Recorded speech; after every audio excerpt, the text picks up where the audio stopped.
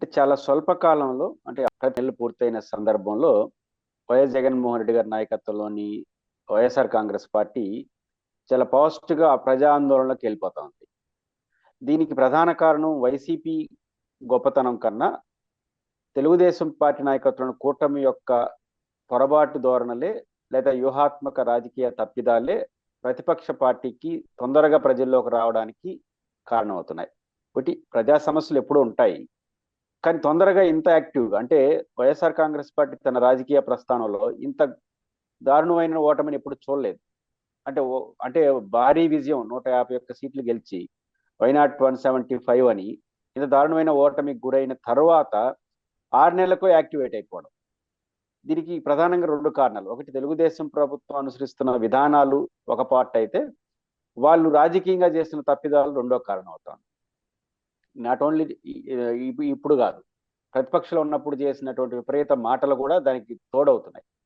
జగన్మోహన్ రెడ్డి గారు ఎక్కడ కూడా ఈ ప్రభుత్వాన్ని నేరుగా ప్రశ్నించేది ఎక్కడంటే, గతంలో మీరు మమ్మల్ని ఏమడిగారు, ఇప్పుడు మీరు ఏం చేస్తున్నారు, అంతే. నాడు నేడు ఆయన ఎట్లయితే స్కూల్స్ లో నాడు నేడు తీసుకొచ్చారో రాజకీయాల్లో కూడా నాడు నేడు. నాడేమన్నారు, నేడేం చేస్తున్నారు, ఈ 2 యాంగిల్లోనే వాళ్ళు వెళ్ళిపోతున్నారు. మొట్టమొదటి అంశం రైతుల రైతుల యొక్క సమస్యలపైన మొన్న చేశారు, అది విజయవంతమైంది. రేపు విద్యుత్ ఛార్జీల మీద చేస్తున్నారు. కార్యక్రమం ఎట్లా విజయం అవుతుందో తెలియదు, కానీ ప్రజల్లోకి మాత్రం మంచి సిగ్నల్ వెళ్తుంది. ఎందుకంటే నేను కూడా అపార్ట్మెంట్లో ఉంటాను. దాదాపు 400 రూపాయల పైచిలుకు పెరిగింది బిల్లు, కరెంటు బిల్లు. ఎందుకు వచ్చింది ఈ పరిస్థితి? తెలుగుదేశం పార్టీ ఎందుకు తొందరగా ప్రశ్నలకు గురవుతుంది? రెండు చూడాలి. ఒకటి సమస్య, విద్యుత్ ఛార్జీలు ఎప్పుడు పెరుగుతాయి, ఎందుకంటే ఖర్చులు పెరుగుతాయి, నిర్వహణ భారం పెరుగుతుంది. కాబట్టి నేచురల్గా కొంత విద్యుత్ ఛార్జీలు పెరగడానికి మనం తబ్బట్టాల్సిన అవసరం లేదు. కానీ భారీగా పెరగడాన్ని యాక్సెప్ట్ చేయరు. 1000 రూపాయలు వస్తా ఉన్న దానికి ఒకసారిగా 400 పెరిగితే సగం రెట్టింపు అయినట్టే కదా. ఎందుకు ఈ పరిస్థితి వచ్చింది? ట్రూ అప్ ఛార్జీలు. ప్రధానంగా ఇప్పుడు మేము అపార్ట్మెంట్లో ఉంటాం. 2 ఏళ్ల క్రితం జరిగినటువంటి నష్టాన్ని కూడా ఇప్పుడు సర్దుబాటు ఛార్జీలు అంటారు ఒక రకంగా.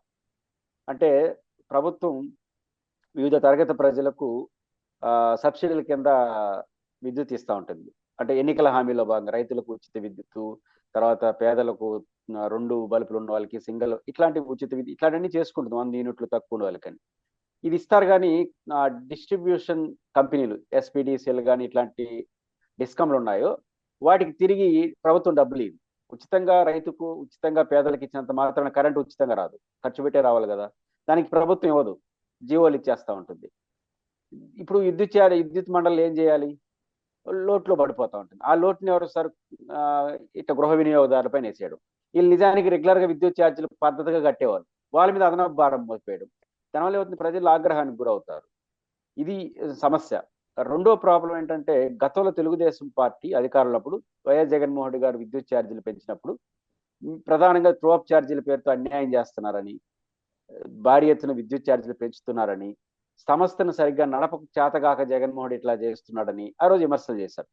మేము అధికారంలోకి వస్తే ట్రోప్ ఛార్జీలు పెంచకపోగా గతంలో పెంచిన ఛార్జీలను కూడా విద్యుత్ సంస్థల యొక్క సామర్థ్యాన్ని మా తెలివితేటలు, మా అనుభవంతో పెంపొందించి తగ్గిస్తాం అని చెప్పినారు. ఇది ఎక్కువ మొత్తంలో వెళ్ళిపుచ్చినారు. ఎన్నికల్లో కూడా చెప్పారు. అదే ఇప్పుడు వైఎస్సీపీకి అడ్వాంటేజ్గా మరి. మీరు మేము పెంచిన ట్రోప్ ఛార్జీలను కూడా వెనక్కి తీసుకొస్తామన్న పెద్ద హామీలు ఇచ్చి ఆచరణలో దానికి భిన్నంగా ఈరోజు మీరు కొత్తగా ఛార్జీలు పెంచడం ఏంటి, అదే ట్రోప్ ఛార్జీల పేరుతో సర్దుబాటు రుణం పొరత వేయడం ఏంటి అని సూటిగా క్వశ్చన్ చేస్తా ఉంది వైఎస్ఆర్ కాంగ్రెస్ పార్టీ. దానికి అవకాశం ఉంటుంది, ఎందుకంటే గతంలో మీరు అట్లా మాట్లాడినారు కాబట్టి. రెండు, నేను ఇంతకుముందు చెప్పినట్టు అపార్ట్మెంట్లో ఉన్న వాళ్ళు కానీ ఇండివిజువల్గా ఉన్న వాళ్ళు కూడా ఈ సర్దుబాటు రుణాలు పెరగడం వల్ల ఖచ్చితంగా 300-400 నుంచి 500 దాకా పెరిగిపోతే పెద్ద భారంగా కనిపిస్తుంది. ఇది నెగిటివ్ వస్తుంది. నువ్వు ఎవరో చేసినటువంటి భారాన్ని రెగ్యులర్గా కడుతున్న వాళ్ళ మీద మోయడం ఏంటి అనే చెడ్డ పేరు వస్తుంది. ఖచ్చితంగా ప్రజల్లో ఆ కోపం ఉంది. దాన్ని వైఎస్ఆర్ కాంగ్రెస్ పార్టీ రేపు యాక్టివిటీ చేస్తుంది. సరే, వైసీపీ శ్రేణులు ఎంత మేరకు చేస్తారు, ఏం చేస్తారు అనే దానికన్నా వైసీపీ పిలుపుని ఖచ్చితంగా ఈ తరగతి ప్రజలు ఎవరైతే ఛార్జీలు మోత భరిస్తున్నారో వాళ్ళు ఖచ్చితంగా పాజిటివ్గా తీసుకుంటారు. ధర్నా విజయవంతం అయిందే కాదు, ఏ మెసేజ్ వెళ్తా ఉందని ఇంపార్టెంట్. ప్రజలు ఎప్పుడు ధర్నాలు వాటికి రారు, కానీ నేచురల్గా వాళ్ళు చేసే ధర్నా మా కోసం చేశారని ఫీలింగ్ వస్తుంది. కాబట్టి వైసీపీ కరెక్ట్ టైంలో కరెక్ట్ డెసిషన్ తీసుకుంది. కాకపోతే కేడరు వాళ్ళందరిలో కూడా అప్పుడైనా ఆందోళన అనే చర్చ ఉంది, కానీ ప్రజల్లో ఆ ఫీలింగ్స్ ఉన్నాయి. ప్రభుత్వం ఆ అవకాశం వైసీపీకి ఇస్తా ఉంది. ఈ 2 కారణాలు ఇచ్చే వాళ్ళు పోరాటం తొందరగా రాగలిగారని అనిపిస్తుంది. అంటే వైఎస్ఆర్ కాంగ్రెస్ పార్టీ ఆల్రెడీ బలంగా ఉంది. ఓడిపోవడం, గెలవడం రెండే కాదు కదా బలహీనతలకు. 40% ఓటింగ్ ఉంది. 11 అసెంబ్లీ సీట్లు ఉండొచ్చు.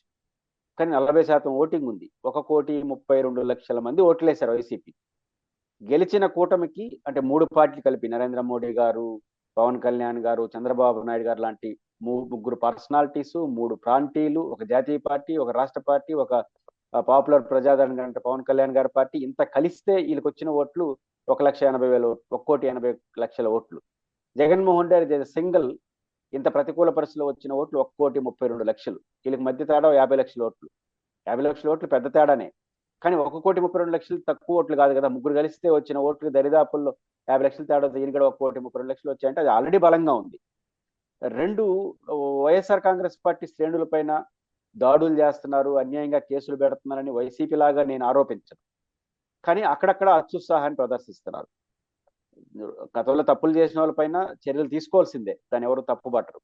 చర్యలు తీసుకోండి, చట్టం అనుమతించినంత మేరకు చట్టం పద్ధతిలో చర్య తీసుకుంటే ఎవరికి అభ్యంతరం తీసుకోవాలి కూడా.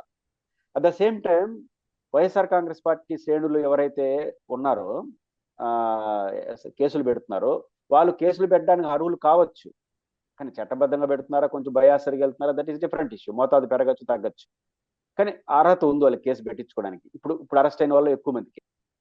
కానీ అలాంటి తప్పులే చేస్తున్నా ఈ రోజు కూడా, గతంలో చేసిన వాళ్ళు కాదు పక్కన పెడదాం, ఈ రోజు కూడా ఇచ్చవిడిగా మీడియాలో కూర్చొని లేదా యూట్యూబ్ ఛానల్లో కూర్చొని రోజా గారిని, జగన్ గారిని, భారతి గారిని, చాలా మంది రాజకీయ నాయకులు, మీరు రాజకీయంగా వాళ్ళని విమర్శించండి, తప్పులేదు. వ్యక్తిగతంగా ఎలా పడితే అలా బూతులు తిడతా టీవీలో కూర్చొని మాట్లాడే వాళ్ళ పైన కళ్ళ ముందు కనిపిస్తున్నప్పుడు గతంలో వాళ్ళు తిట్టినారని అదే కేసు పెడితే ఇన్బ్యాలెన్స్ అవుతుంది కదా. చూసే సమాజం కూడా పక్షపాత తప్పును చూడరు. కొన్ని రోజులు తప్పును చూస్తారు, కొన్ని రోజులు పోయిన తర్వాత తప్పు కాదు వీళ్ళు రాజకీయ కక్షతో చేస్తున్నారు అంటారు. ఇప్పుడు నేను తిట్టి నా పైన కేసు పెట్టి మీరు నాకన్నా ఘోరంగా తిట్టి మీ పైన కేసు పెట్టకపోతే నేను తిట్టిన విషయం కూడా పక్కకు పోతుంది. కానీ వీళ్ళు కావాలనే చేస్తారని మెసేజ్ వెళ్తుంది. ఈరోజు తెలుగుదేశం పార్టీ చేసిన తప్పు ఏంటంటే వాళ్ళపైన కేసులు పెట్టడం తప్పు కాదు. ద సేమ్ టైం యువతల వైపు చేసిన తప్పులపైన కేసులు పెట్టాలి. ఆ రకంగా బ్యాలెన్స్ చేస్తే ఆ కేసులకు విలువ వస్తుంది. అలా కాకుండా పోతే ఏదో రాజకీయ కక్షతో చేస్తున్నారు అనే భావన వెళితే 1 రోజు, 2 రోజులు, 3 రోజులు ఓకే. కానీ అదే సేమ్ టైం కొన్ని మీడియా ఛానల్స్ రేపు ఆయన అరెస్ట్ చేస్తారు, ఎల్లుండి ఆయన అరెస్ట్ చేస్తారు, ఆ ఆఫీసర్ని కొట్టేస్తారు, ఈ ఆఫీసర్ని కొట్టేస్తారు, జగన్ అరెస్ట్ చేస్తారు, రోజు ఒక అరెస్టులు. దీంతో ఒక భయభ్రాంతులు గురి చేస్తున్నాం వాళ్ళు అనుకుంటున్నారు. భయం అనేది ఐక్యతకు కూడా దారితీస్తుంది. చంద్రబాబు నాయుడు గారి అనుభవం అదే కదా. ఓడిపోయిన తర్వాత తెలుగుదేశం శ్రేణులు తాడోపేడో తేల్చుకుందాం అనుకున్నాడు. అంటే జైలు పోయినప్పుడు. అంతకుముందు చంద్రబాబు గారు అంటే ప్రేమ లేక కాదు, చంద్రబాబు గారి ప్రేమ ఉన్నా కొంత భయం ఉండేది. ఇంకా అరెస్ట్ చేసిన తర్వాత ఇంతకుమించి ఏం చేస్తారు అని తెగించారు. అది ఒక రకంగా తెలుగుదేశానికి ఉపయోగపడింది. మరి ఆ తెగింపు వీరికి కూడా ఉంటుందిగా. కాబట్టి ఆ రకంగా ఏదో తేడా వచ్చింది, అందరూ ఇదిలోకి రావాల్సిన అభిప్రాయానికి వచ్చేసినారు. ఆ రకంగా తెలుగుదేశం పార్టీ చేస్తున్న కొన్ని పొరపాట్లు, గతంలో వాళ్ళు చేసిన తప్పులు, ఈ ఫీజు రీయింబర్స్మెంట్ సంబంధించి కూడా విద్యార్థుల్లో ఎక్కడ వస్తుంది సమస్య అంటే, గతంలో జగన్మోహన్ రెడ్డి గారి తల్లుల అకౌంట్లో డబ్బులు వేశాడు ఫీజు జగనన్న విద్యా కానుక పేరుతో. ఇప్పుడు ప్రభుత్వంకి ఒక 2 ఆప్షన్స్ ఉన్నాయి. విద్యార్థులకి తల్లిదండ్రుల అకౌంట్లో డబ్బులు వేయాలా, లేదా కాలేజీలకి డైరెక్ట్గా ఫీజు కట్టాలా, అంటే రీయింబర్స్మెంట్ చెల్లించేస్తుంది. ఇప్పుడు ఇంజనీరింగ్ అడ్మిషన్స్ అయిపోయినాయి. ఇంజనీరింగ్ అడ్మిషన్లు ఎక్కడ ప్రభుత్వం అందరూ ఫీజులు కట్టారుగా. ఫీజు రీయింబర్స్మెంట్ వస్తుందో రాదో తెలియని పరిస్థితి ఉందిగా. తెలియరాకపోతే సంవత్సరం ఆగిన తర్వాత వాళ్ళందరూ ఇస్తారుగా. ఒక గ్యారంటీ ఇవ్వడం, ఎవరికైతే ఫీజు రీయింబర్స్మెంట్ ఎలిజిబిలిటీ ఉందో మీరు ఎవరు భయపడద్దండి, మేము సో అండ్ సో అకౌంట్స్కి వేస్తాం, కాలేజీ యాజమాన్యాన్ని డైరెక్షన్ అన్న ఇవ్వాలి.